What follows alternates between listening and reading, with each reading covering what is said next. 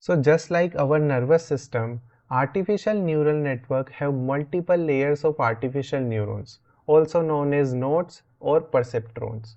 These artificial neurons operate similarly to human brain neurons and use for processing data.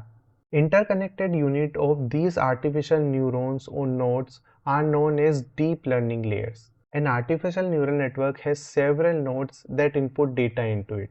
These nodes make up the input layer of the system. After the input layer processes the data, it passes it to the layers further in the artificial neural network. And these layers are often known as hidden layers.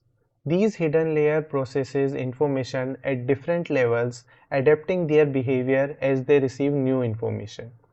I demonstrated only two layers here, but deep learning networks can have hundreds of hidden layers that they can use to analyze a problem from several different angles. For example, if you give any person an image of unknown animal and tell him to classify, he has to compare it with animals he already know.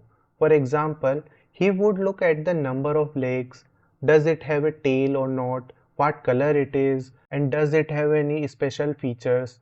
Basically, he would try to identify patterns into it. Just like this animal has a trunk, so it could be an elephant. The hidden layers in the deep neural network work in the same way. If a deep learning algorithm is trying to classify an animal image, each of its hidden layers processes a different feature of the animal and tries to accurately categorize it. And the final layer is known as the output layer, which consists of the nodes that output the data. Deep learning models that output yes or no answers have only two nodes in the output layer. On the other hand, those that output a wider range of answers have more nodes.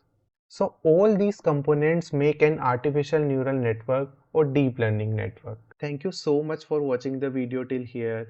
That means you gain value from this video. Please type awesome explanation in the comment section to let me know that you have watched video till end.